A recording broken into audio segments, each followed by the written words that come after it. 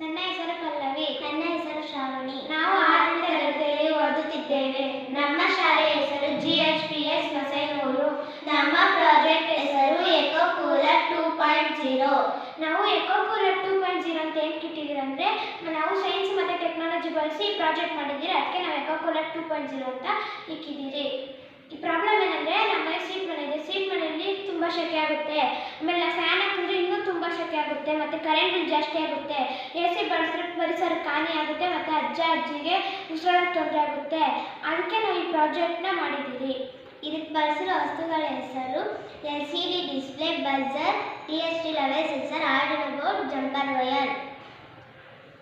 ಇವಾಗ ನಮ್ಮ room temperature ಎಷ್ಟಿದೆ ಅಂದರೆ 26 ಇದೆ. ರೂಮ್ ಇಸ್ ಓಕೆ ಅಂತ ತೋರಿಸ್ತಿದೆ. ನಾವು ಆರ್ಡಿನೋ ಬೋರ್ಡ್ಗೆ 30 ಡಿಗ್ರಿ ಸೆಟ್ ಮಾಡಿದ್ದೀವಿ. 30 ಡಿಗ್ರಿ ಆದಮೇಲೆ ಸೌಂಡ್ ಮಾಡುತ್ತೆ. ಬಜರ್ ಸೌಂಡ್ ಮಾಡಿದಾಗ ನಮ್ಗೆ ಗೊತ್ತಾಗುತ್ತೆ, ನಾವು ವಿಂಡೋ ಓಪನ್ ಮಾಡ್ತೀವಿ. ಆವಾಗ ಡಿಸ್ಪ್ಲೇ ಗೊತ್ತಾಗುತ್ತೆ ರೂಮ್ ಇಸ್ ಹಾಟ್ ಅಂತ. ಈಗ ನಾವು ಇದು ಪ್ರಾಜೆಕ್ಟ್ ಹೆಂಗೆ ವರ್ಕ್ ಆಗುತ್ತೆ ಅಂತ ತೋರಿಸ್ತೀರಿ.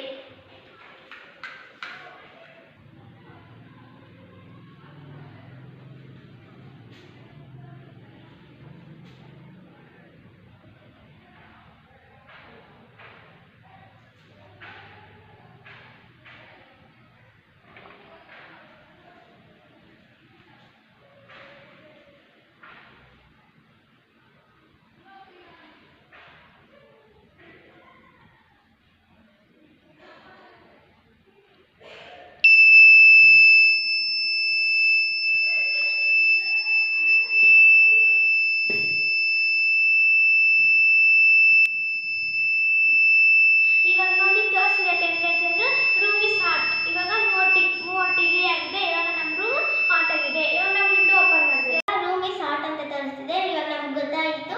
ಇವಾಗ ನಾವು ವಿಂಡೋ ಓಪನ್ ಮಾಡ್ತೀವಿ. ವಿಂಡೋ ಓಪನ್ ಮಾಡಿದಾಗ ಈಚೆ ಕಡೆ ಬಿಸಿ ಗಾಳಿ ಇರುತ್ತೆ. ಬಿಸಿ ಗಾಳಿ ಎಲ್ಲ ಈ ಬಾಟ್ಲ್ ಒಳಗಡೆ ಹೋಗುತ್ತೆ. ಬಾಟ್ಲ್ ಒಳಗಡೆ ಹೋಗಿ ಸ್ಪೀಡಾಗಿ ಹೋಗುತ್ತೆ. ಸ್ಪೀಡಾಗಿ ಹೋಗಿ ಇಲ್ಲಿ ಸ್ಪೀಡ್ ಕಡಿಮೆ ಆಗುತ್ತೆ. ಸ್ಪೀಡ್ ಕಡಿಮೆ ಆಗಿ ಇಲ್ಲಿ ತಂಪಾಗುತ್ತೆ. ತಂಪಾಗಿ ಮನೆ ಒಳಗಡೆ ಹೋಗುತ್ತೆ. ಮನೆ ಒಳಗೆ ಇರೋದೆಲ್ಲ ತಣ್ಣ ಗಾಳಿ ಬರುತ್ತೆ.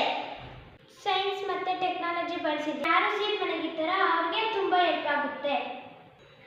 ಇದಕ್ಕೆ ಯಾವುದೇ ರೀತಿ ಪರಿಸರ ಹಾನಿ ಆಗಲ್ಲ. ಜನಗಳಿಗೆ ಸೀಟ್ ಮನೆ ಇರೋರಿಗೆಲ್ಲ ತಣ್ಣ ಗಾಳಿ ಬರುತ್ತೆ. ನಾವು ಸೈನ್ಸ್ ಮತ್ತು ಟೆಕ್ನಾಲಜಿ ಬಳಸಿದ್ದೀರಿ. ಇದರಿಂದ